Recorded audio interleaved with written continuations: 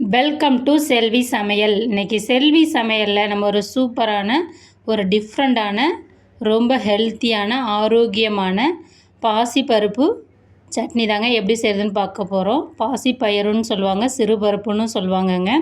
அவ்வளோ ஒரு டேஸ்ட்டாக இருக்குங்க. இத்தனை நாளாக நீங்கள் எத்தனை வகை சட்னி சாப்பிட்ருந்தாலும் இந்த சட்னிக்கு ஈக்குவலாக வராதுங்க. அந்தளவுக்கு சூப்பராக இருக்கக்கூடிய பச்சை பயிறு சட்னி செய்ய என்னென்ன பொருட்கள் தேவைன்னு பார்ப்போம் வாங்க. அதுக்கு நான் இன்றைக்கி அரை கப் அளவுக்கு பச்சை பயிறு எடுத்திருக்கேங்க, முழுசாக எடுத்திருக்கேன். அரை கப் வெங்காயம், அரை கப் தேங்காய் நான் ஈக்குவலான அளவில் எடுத்திருக்கேன்.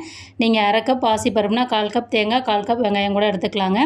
காரத்துக்காக 6 மிளகாய், பூண்டு பல் 5லேருந்து 6ங்க, ஒரு சின்ன சைஸ் புளி எடுத்திருக்கேங்க. இது எல்லாத்தையுமே நம்ம வறுத்துட்டு அரைக்கணும்.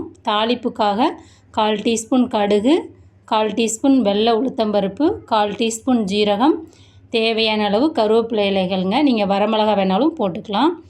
பெருங்காயத்தூள் கொஞ்சம் ஆட் பண்ணிக்கிங்க. நீங்கள் கட்டியாக சேர்க்குற மாதிரி இருந்தால் வதக்கிறப்பையே சேர்த்து அரைச்சிக்கிங்க. நம்ம தூளாக தான் எடுத்துருக்கோம் இன்றைக்கி. வாங்க இப்போ நம்ம பாசி பயிறு சட்னி எப்படி வைக்கிறதுன்னு பார்ப்போம். அதுக்கு முதல்ல அடுப்பு ஆன் பண்ணிவிட்டு ஒரு வானல் வச்சுக்கிங்க. வானலில் 1 டேபிள் ஸ்பூன் அளவுக்கு எண்ணெய் ஆட் பண்ணிவிட்டு எண்ணெய் சூடான பிறகு நம்ம எடுத்து வச்சுருந்தா அரை கப் பாசி பருப்பு, பச்சை பயிறு, சிறு பருப்புன்னு சொல்லுவாங்கங்க, அதை ஆட் பண்ணிக்கலாம்.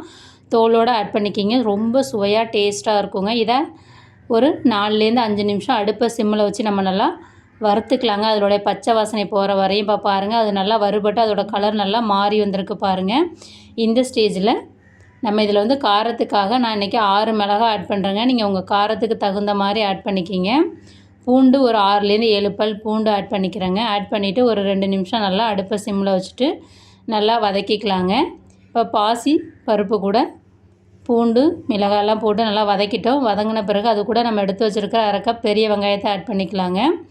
ஆட் பண்ணிவிட்டு அது கூட அரை கப் தேங்காய் வச்சுருக்கோம் பார்த்தீங்களா, தேங்காயும் ஆட் பண்ணிக்கலாம். ஆட் பண்ணிவிட்டு ஒரு 2 நிமிஷம் நல்லா வதக்கிக்கலாங்க. அது கூட கொஞ்சம் புளி கொஞ்சம் ஆட் பண்ணிக்கிங்க. ஒரு சின்ன நெல்லிக்காய் சைஸ் அளவு புளி ஆட் பண்ணிவிட்டு அடுப்பை மிதமான தீயில் வச்சு ஒரு 2 நிமிஷம் வதக்கிக்கலாங்க.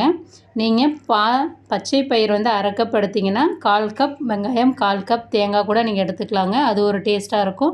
அது எப்படி இருக்குன்னா பாசிப்பருப்பு அதிகமாக உங்களுக்கு சாப்பிட்றப்ப தெரியும். இந்த மாதிரி நீங்கள் ஈக்குவலாக எடுத்திங்கன்னா அது பாசிப்பருப்பு சேர்த்து தான் அரைச்சிருக்கோம் அப்படின்னதே தெரியாதுங்க.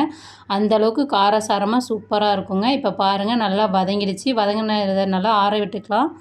ஆற விட்ட பிறகு மிக்சிக்கு ட்ரான்ஸ்ஃபர் பண்ணி தாராளமாக தண்ணி சேர்த்து நம்ம இதை நல்லா சட்னியாக அரைச்சி எடுத்துக்கலாங்க. நீங்கள் சட்னியாகவும் வச்சுக்கலாம். கொஞ்சம் கெட்டியாக அரைச்சிங்கன்னா சாதத்துக்கும் பிசைஞ்சு சாப்பிட்லாங்க. செம்மையாக இருக்குங்க.